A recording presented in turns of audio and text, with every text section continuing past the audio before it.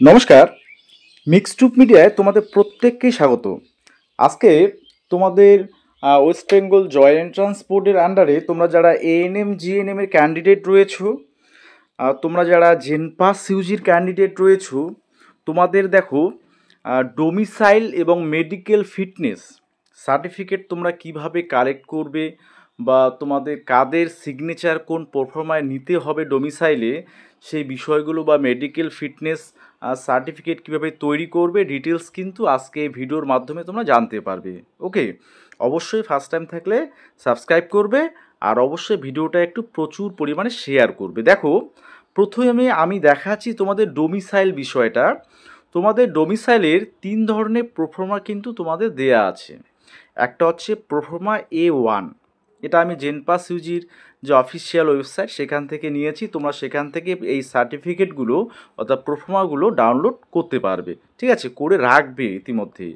এবং দেখো proforma A1 এটা বলছে তোমাদের তোমরা এমন যাদের ক্যান্ডিডেট যারা 31/12/2024 পর্যন্ত কন্টিনিউয়াসলি 10 বছর তোমরা ওয়েস্ট বেঙ্গলে বসবাস করে আছো, তোমাদের ক্ষেত্রে প্রোফর্মা A1 ডোমিসাইল হিসাবে গ্রাহ্য হতে পারে বা গ্রাহ্য হবে, ঠিক আছে। এরপরে আসি যে তোমাদের প্রোফর্মা A2, এটাও তোমাদের যে যারা কন্টিনিউয়াসলি 10 বছর ধরে তোমরা বসবাস করছো 31/12/2024 পর্যন্ত, সেখানে ডোমিসাইল হিসেবে তোমরা A2টাও A2 সেটাও ব্যবহার করতে পারো অ্যাজ এ ডোমিসাইল সার্টিফিকেট। ওকে, তোমাদের কিন্তু এই সার্টিফিকেটগুলোই তোমাদের প্রডিউস করতে হবে ভেরিফিকেশানের সময়, ঠিক আছে। যখন তোমাদের অ্যালটমেন্ট আসবে, ভেরিফিকেশানে সেই কলেজে যাবে, সেই কলেজে যাওয়ার সময় এগুলো দরকার আছে। আচ্ছা, এরপরে আছে প্রোফর্মা বি, এটা কাদের জন্য?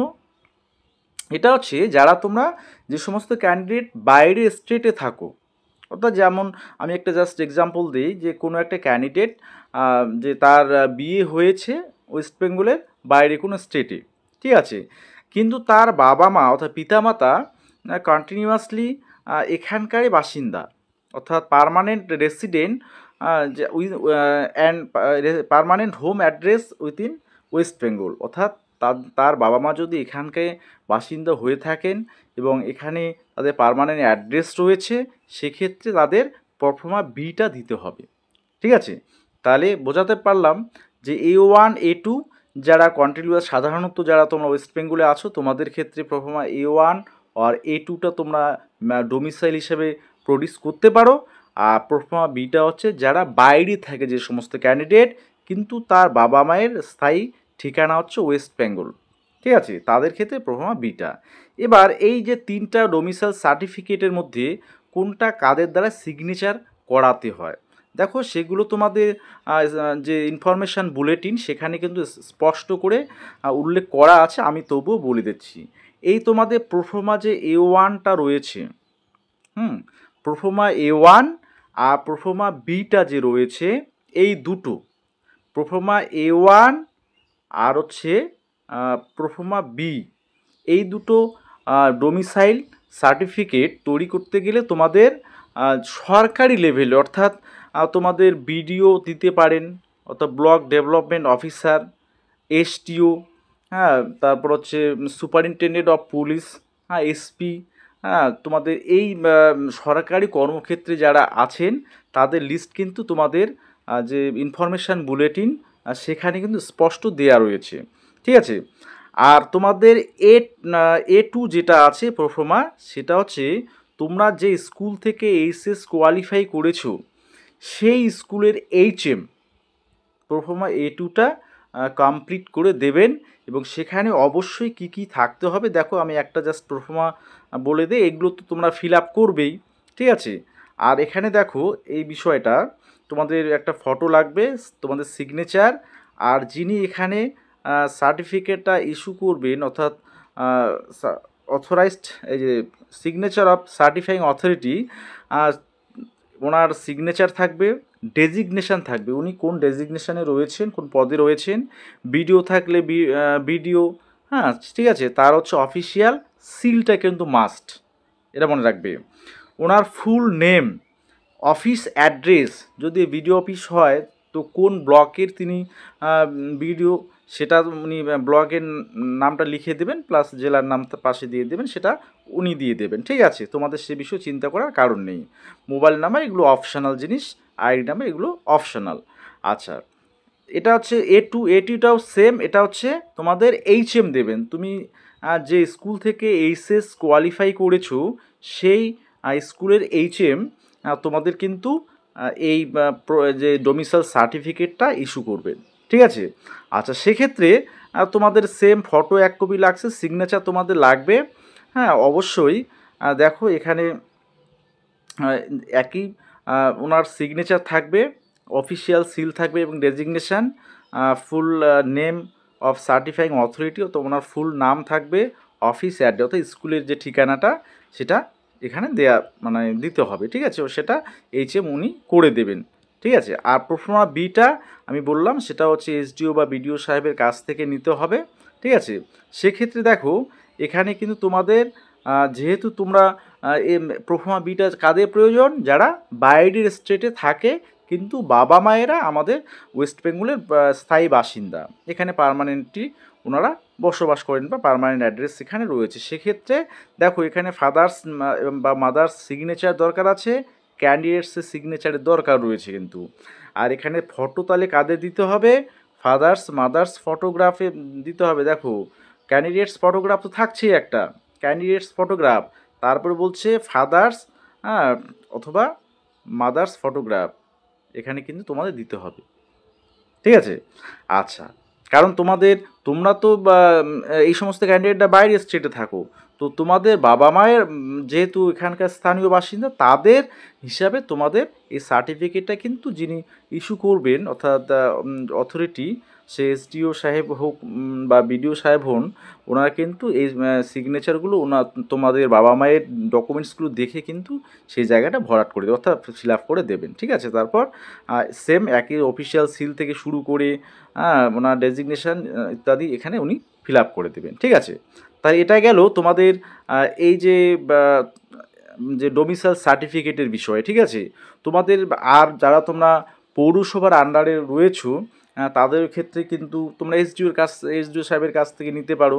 অন্যান্য ডেজিগনেশানে অনেক ব্যক্তিত্ব রয়েছেন, কিন্তু একটা জিনিস মনে রাখবে, এই যে ডোমিসাইল সার্টিফিকেট কখনো ইলেকটেড পার্সন যারা, যেমন এমএলএ এমপি, গ্রাম পঞ্চায়েত সদস্য, গ্রাম পঞ্চায়েত প্রধান, হ্যাঁ, বা জিটিএ অর্থাৎ তোমাদের যারা দার্জিলিং অর্থাৎ জিটিএর আন্ডারে রয়েছে ক্যান্ডিডেটরা, জিটিএর মেম্বার বা কাউন্সিলর পৌরসভার, হ্যাঁ, ঠিক আছে, এরা কিন্তু দিতে পারবেন না। ইলেকটেড পার্সন কখনো এই ডোমিসাইল দিতে পারবেন না। ঠিক আছে, এটা কিন্তু তোমাদের আগাম বলে রাখি, এগুলো ইনফরমেশান বুলেটিনে স্পষ্ট তোমাদের বলা রয়েছে। ওকে। আচ্ছা, এবারে আসি তোমাদের প্রোফর্মা 2 যেটা রয়েছে অর্থাৎ মেডিকেল ফিটনেস সার্টিফিকেট, এটা এএনএম জিএনএমের আমি দেখাচ্ছি। তো তোমরা অবশ্যই জেনপাস যারা আছে তোমাদেরও প্রোফর্মা রয়েছে, তোমরা ওয়েবসাইট থেকে প্রত্যেকে কিন্তু এএনএম জিএনএম জেনপাস ইউজি প্রত্যেকটা ক্যান্ডিডেটে তোমরা এগুলো কিন্তু আগাম ডাউনলোড করে রাখবে, ডাউনলোড করে প্রিন্ট আউট বের করে নিয়ে আসবে। ঠিক আছে, কারণ পরের দিকে তোমরা কিন্তু যখন কাউন্সেলিং শুরু হবে তোমাদের কিন্তু হাতে সময় থাকবে না, তো এগুলো তোমরা কিছুদিন আগেই করে রাখতে পারো বা করে রাখা ভালো। না হলে এমন তোমাদের সময়ের অভাব হবে, দেখা গেলো মেডিকেল ফিটনেস সার্টিফিকেট তোমাদের করতে সময় লেগে যাচ্ছে। তো সেক্ষেত্রে তোমাদের যদি বাড়ি থেকে অনেক দূরে কোনো এনটিএসের সুযোগ পাও, সেক্ষেত্রে তোমাদের কিন্তু ঝামেলা সৃষ্টি হতে পারে। ঠিক আছে, একটা টেনশান কাজ করবে। তো মেডিকেল ফিটনেস তোমরা তোমাদের এই মাসের শেষের দিকেই তোমরা কিন্তু করে নিতে পারো। আবার তোমরা জানো যেমন ডোমিসাইলের ক্ষেত্রে এবার সরকারি ছুটি রয়েছে, সেক্ষেত্রে অফিস বন্ধ থাকছে, তো সেক্ষেত্রে তোমাদের ডোমিসাইল বের করতে অসুবিধা হতে পারে। তো এগুলো তোমরা রেজাল্টের কয়েকদিন আগেই তোমরা রেডি করে রাখতে পারো। ঠিক আছে। আচ্ছা, দেখো প্রোফর্মা 2তে অর্থাৎ মেডিকেল ফিটনেসটা, সেখানে তোমাদের ফটোগ্রাফ থাকবে, অবশ্যই সেটা অ্যাটাচ করে দিবে। অর্থাৎ এই প্রোফর্মা 2 সেটা হচ্ছে একজন এমবিবিএস কোনো ডক্টর, যার এমবিবিএস মিনিমাম এমবিবিএস ডিগ্রি রয়েছে, তিনি কিন্তু এই মেডিকেল ফিটনেসটা দিতে পারবেন।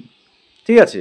সাধারণত তোমরা এই মেডিকেল ফিটনেসটা সরকারি যে হসপিটালগুলো রয়েছে তোমাদের আশেপাশে, তো সেখানকার হসপিটালে গেলেই তোমরা তোমার প্রথমে জেনারেল ফিজিশিয়ানের কাছে তোমরা ওপিডিতে টিকিট কেটে ওনার কাছ থেকে ডিটেলস যে তোমাদের পরীক্ষাগুলো করতে লাগে, অর্থাৎ এই মেডিকেল ফিটনেসের জন্য। তো যেমন ব্লাড টেস্ট থেকে শুরু করে ইসিজি, হ্যাঁ, স্টুল টেস্ট সাধারণত দেওয়া হয় না।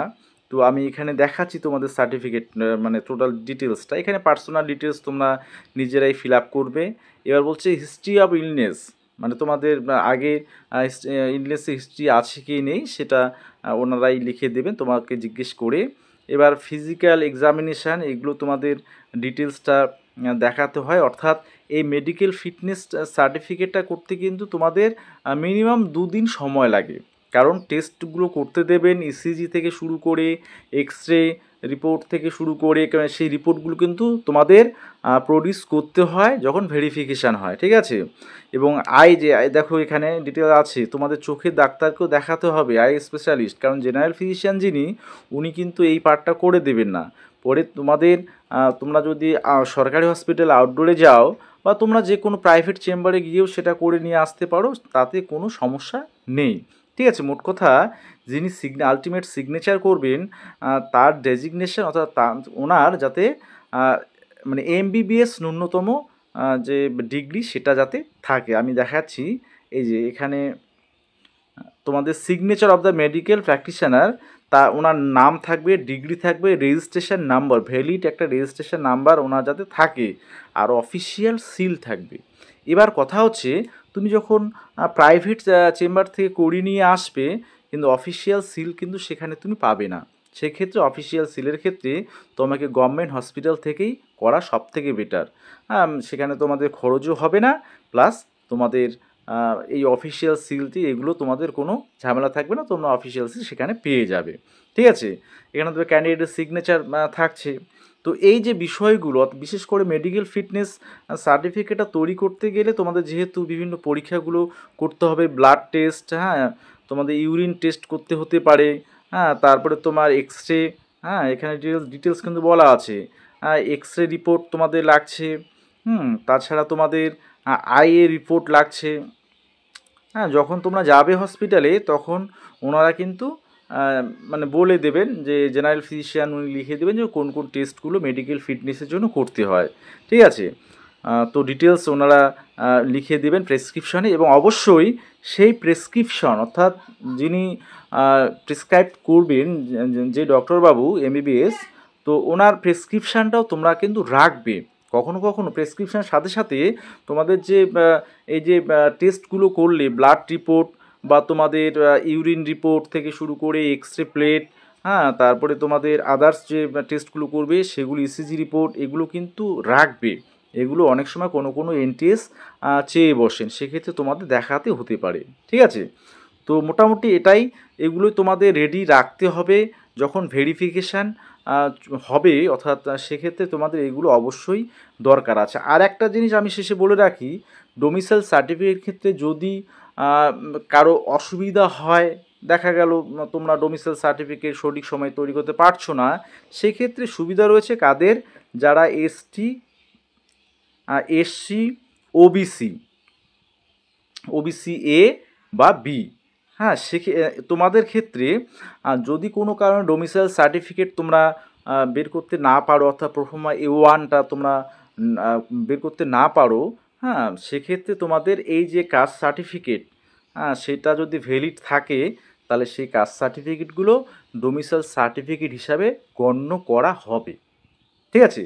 এবার যদি কাস্ট সার্টিফিকেটগুলো তোমাদের ইনভ্যালিড হয়, অর্থাৎ কম্পিটেন্ট অথরিটি দিয়ে তোমাদের ইস্যু করা না থাকে, যেমন ওবিসির ক্ষেত্রে এরকম ঝামেলা হতে পারে, তো সেক্ষেত্রে তোমাদের কিন্তু ডোমিসাইল টোটালি বাতিল হয়ে যাবে। তখন সেক্ষেত্রে তোমাদের কিন্তু মানে ওয়েস্ট বেঙ্গলের তোমরা স্থায়ী বাসিন্দা বলে গণ্য বিবেচিত হবে না। সেক্ষেত্রে একটু তোমাদের সমস্যা হতে পারে। আচ্ছা, এটা আমি বলে রাখলাম, ঠিক আছে। আচ্ছা, এটুকুই ছিল আজকে। কোনো রকম কোনো কোয়ারিজ থাকলে অবশ্যই তোমরা কমেন্ট বক্সে কমেন্ট করে জানাবে।